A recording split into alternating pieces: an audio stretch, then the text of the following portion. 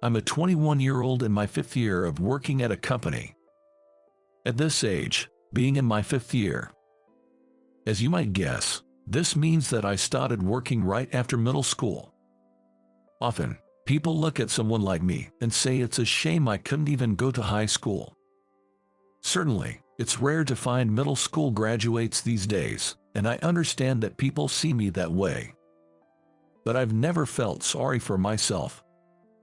After all, as the eldest son with a sickly mother and two younger brothers, we've always been poor, so I never expected to go to high school from the start. But I thought that was just how things were, and even though we were poor, we were a close-knit family, and I found happiness in that.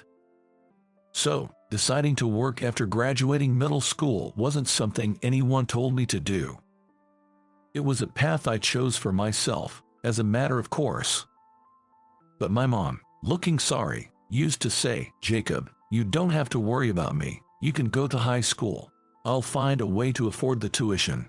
But I always said this. "What are you talking about? I just want to start working early. Besides, not everyone has to follow the same path in life, and it's not a time when education is everything. It's fine not to go to high school.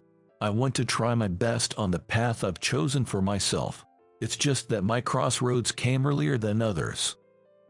Now, looking back, I think it was quite mature for a ninth grader to say such things. But it wasn't just lip service to comfort my mother. I believe it was the result of my best thinking about how to stay positive and live well with my family, choosing a somewhat unique life path of working after middle school. I can make life brighter by staying positive, no matter the situation. Holding on to that hope, I started working at 15. But my life as a working adult turned out to be different than I expected. I got a job at an advertising agency. When people hear working after middle school, they might imagine physically demanding jobs, but honestly, I wasn't very confident in my physical strength or stamina, so I was desperately looking for a desk job and went to many interviews. I was relieved that this company offered me office work as I hoped, but it turned out my job was apparently the lowest in the company. Officially called general affairs, my tasks were only menial, like making tea, copying, cleaning, and washing dishes, with no involvement in advertising work. But I was a middle school graduate with no part-time job experience. Even the youngest person was over 10 years older than me, clearly marking me as the absolute bottom of the hierarchy. So, of course, I had no complaints about these tasks. It was my first time earning money, and I was somewhat happy just with that. But I started to feel uneasy about my job about a month after I started working. It was around the time I received my first paycheck. I was so happy to see the word salary deposited into my bank account for the first time that I went to work feeling thrilled. Though my main tasks were still making tea and cleaning, I strongly felt that I was contributing to someone and that it was reflected in the form of money. "Jacob, you seem to be in a good mood."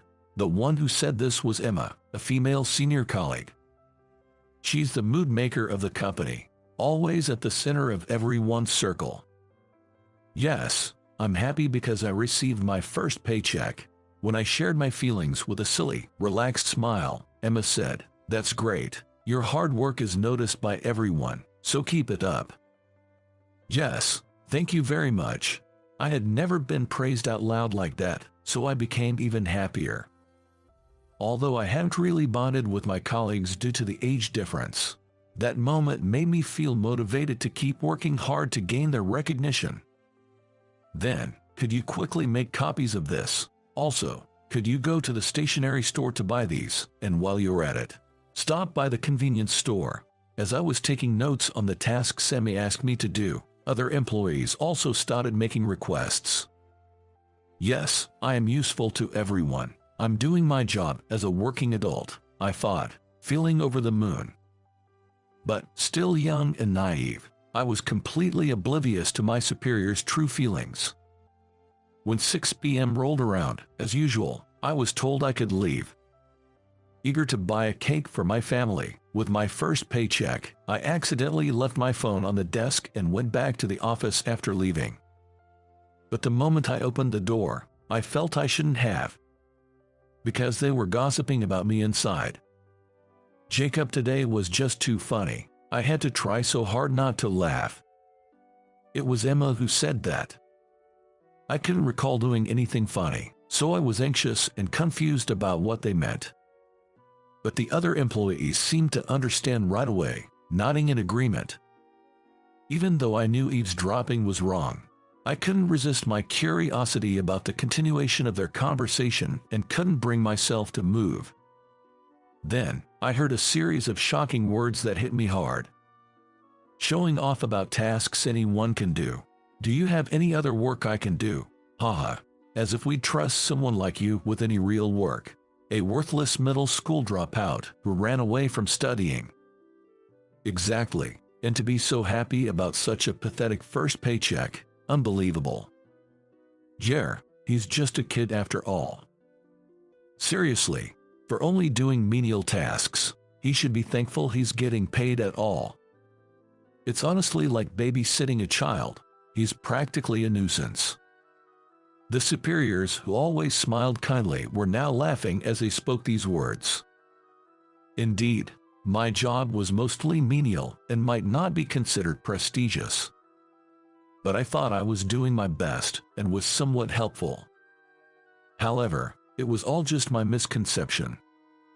To think that I was not only unnecessary but even considered a nuisance, I was embarrassed about my own self-delusion. But Emma, didn't you say kind words to Jacob just earlier? One of the superiors mentioned, and I too noticed the discrepancy. Indeed, just a moment ago, Emma had said with a smile, "Everyone understands Jacob's hard work." I found it hard to believe she was now talking behind my back. But Emma crushed my faint hope instantly. Yeah, it's just more convenient to flatter him, right? He's useful for running errands at least. Scary, haha. With that one line from Emma, I realized I had been misunderstanding my role in the company the whole time. I thought I was at least somewhat relied upon, even for small things, that I was needed in this company. But I was just a hindrance, a convenient errand boy. Everyone was just keeping me happy for their convenience. Feeling betrayed by what I believed and my own powerlessness, my mind went blank, and I stumbled backward. Accidentally, my foot hit the door, causing a loud noise. Of course, everyone inside noticed the noise. They all seemed to realize my pale-faced presence. Yet, they just exchanged glances and chuckled without showing any signs of disturbance. Seeing this, I understood that to my superiors, my existence was so insignificant that it didn't even warrant an explanation. I just forgot my phone. I said only that, grabbed my phone from my desk, and left the company quickly. I wish this were just a bad dream, I thought, but in reality, my nightmare-like days were just beginning. The next day, when I went to the office, the attitude of my superiors towards me had clearly changed. "Jacob, make copies of this, within 10 minutes. I spilled some coffee earlier. Wipe it up, will you? It's almost lunchtime. Go buy some lunches." The number of menial tasks they asked of me increased astonishingly, and their tone lacked a pretense of kindness from before. It seemed that since my superiors' true feelings had inadvertently been revealed to me, they saw no need for pretenses anymore. Moreover, what used to be a standard end-of-day routine turned into 5 or 6 hours of overtime due to the excessive amount of menial tasks. I was also ordered to arrive early in the morning to clean, and harsh words were thrown at me. The physical and mental toll was immense, and I thought of quitting many times. But what kept me going was my supportive family and the resolve of my younger self to live positively. Unusually for a guy, I have a habit of keeping a diary, and whenever I felt like giving up, I'd look back at my words from when I first joined a company. No matter the situation, staying positive will brighten your life. Back then, I might have been able to say such things because I didn't know what real hardship was. But still, I wanted to believe in that small glimmer of hope to change my future. Just being a high school dropout is already a handicap for me, so if I quit my job in just a month or so, finding another job will become even more difficult. Even at 15, I was aware of that much. So, I had no choice but to do my best at my current workplace. I had heard that the more you react in these situations, the more people tend to enjoy it and escalate things. So I kept smiling and responding as usual, no matter how I was treated. No matter how much overtime I had to do, I never complained and just got through it with a brave face. By doing so, it seemed like the intentional harassment gradually decreased. However, I still received snarky comments and things were still awkward with my boss. Yet, I definitely felt that by always looking forward and not giving up, I was able to change my situation. Then one day, after several years of this, I heard that the company I worked for was going to be merged with another company, and there would soon be a social gathering with the new executives, including the new president. But I had never been invited to any kind of company drinking party before, and I didn't expect to be invited this time either, or so I thought. Then, Emma came over to me and said, "Are you coming, Jacob?" I was genuinely surprised. Is that okay? It seemed I was still naively hoping to get along better with my superiors. "Come on, Jacob, you're 21 now." I was even more surprised by Emma's words. I had thought I wasn't invited because my superiors disliked me. But was it really just because I was underage? If that's the case, maybe I can finally interact with them on equal terms. For a moment, I allowed myself to harbor this faint hope, unaware that I would be betrayed just seconds later. "Just kidding. With your pathetic salary, unchanged since your first paycheck, you can't afford it, can you? Haha." Emma laughed as she showed me her cell phone screen. It displayed a homepage for what seemed to be a fancy Japanese restaurant, apparently costing over $100 per person. Honestly, considering how my modest salary was supporting my household, it was an amount I couldn't easily afford. Indeed, as Emma said, being ridiculed was frustrating. "See, you can't participate, right?" I was infuriated by her attitude, asking even though she knew the answer. "I won't go," but all I could do was assert I won't go, instead of I can go. Even though I knew it was just a small defiance and I'd still be laughed at. I knew it, but I couldn't help feeling miserable that I still couldn't stand up to my superiors, even after all these years. But I still chose to keep looking forward. Because this was the path I had chosen. Even if there were few choices, I had to do my best on the path I had chosen. On the day of the party, my superiors left the office a bit more dressed up and looking happy. I finished up the remaining menial tasks and was about to leave the office 2 hours later than everyone else. That's when the office phone rang. It was Emma saying, "President Green is calling for you, so come to that place right now." As she hung up, Emma muttered with a sigh, "Ugh, why someone like you?" But honestly, I felt the same way. I had heard rumors about the new president. A capable executive who started a company in his 20s and grew it significantly in just 2 years. Moreover, he was rumored to be handsome and stylish among the employees. I couldn't fathom why President Green would call for someone like me. Confused, I arrived at the designated upscale restaurant and was met by Emma, who warned me, "Don't get cocky just because you were pitied and invited." He just felt sorry for the poor employee who couldn't afford to come. Then she led me to President Green. President Green, true to the rumors, was so young and handsome that it was hard to believe he was a president. He had an aura so radiant it seemed almost unreal for a fellow human. "I'm sorry for calling you so suddenly," President Green said, looking intently at my face. "Yes, what can I do for you?" I was a bit nervous as I had never been scrutinized like this before. Then, President Green asked, "You're Jacob, right?" mentioning my name. Yes, that's right, but I had just arrived, so I hadn't introduced myself yet. I wondered if someone had told him about me beforehand. But Emma and the other superiors also looked surprised, so it seemed that wasn't the case. Why do President Green know my name? I wondered desperately. Then he said something totally unexpected. "Do you remember? We met when you were in your first year of middle school." That I had no recollection of meeting President Green back in my first year of middle school. "Sorry, I don't remember," I admitted honestly. Then, President Green began to recount the time we supposedly met. "I was originally studying to become a teacher at a university. I met you during my teaching practice." Really? The fact that the current president of a company had been studying to be a teacher years ago was a surprise to me and my superiors. At the same time, I remembered that a student teacher had come to my class when I was in the first year of middle school. His name was Mr. Green.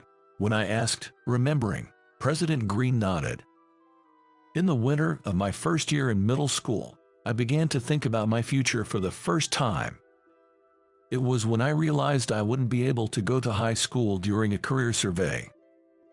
Though I had a hunch, I hesitated to submit a different survey form from everyone else and kept saying I forgot it for weeks. It was Mr. Green who noticed my discomfort. "I know what I should write here, but I'm scared to be different from everyone else." Perhaps because he was neither a parent nor my regular teacher, I was able to express my true feelings.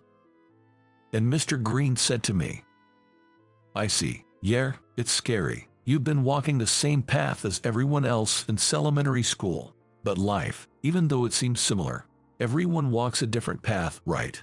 Look, everyone has different parents, strengths, weaknesses, and even their club activities are different. In fact, none of my classmates from middle school are the same now. No one walks the same path, so there's no need to be scared. You're just facing your crossroads a bit earlier than others. It might not be as scary as you think." Those words resonated deeply with me at the time and removed all the anxiety I had about choosing to work after middle school. It's thanks to him that I've been able to live positively despite my tough circumstances. Thank you so much for that time. As I quickly expressed my gratitude, President Green said something unexpected. "No, I should be the one thanking you. I was just following the path laid out for me, as both my parents were teachers. But seeing you, so young, confronting your life choices, made me question if I was really doing what I wanted. That realization led me to my true calling, and to where I am now. Your presence allowed me to find the path I should truly follow. Thank you, really." President Green said this. The executives around us, including Emma, were all visibly shocked. If it weren't for Mr. Green's words back then, I think my spirit would have been broken by now. Thinking about it, that encounter was truly significant for me. It was incredibly moving to know that he also cherished our meeting. "Jacob, the path you chose and the path I chose have intersected. I'm truly happy about that. Let's work hard together from now on." With that, President Green and I shook hands, and from the next month, my work environment completely changed. President Green, with his background in education, paid special attention to preventing bullying among subordinates. Thanks to his approach, teamwork improved rapidly, and I, who had been stuck doing menial tasks for nearly 5 years, was finally accepted as a member of the team. And by working together towards the same goal, they probably developed a sense of camaraderie toward me, and before I knew it, none of them had any sarcasm towards me anymore. Of course, Emma too. I was amazed at how much difference a great leader could make. Now, I truly find fulfillment in my work and enjoy every day. It's all thanks to President Green's help, twice. I'm truly glad that I never gave up and always looked forward. I'll keep believing in the path I've chosen, And one day, I hope to become someone like President Green.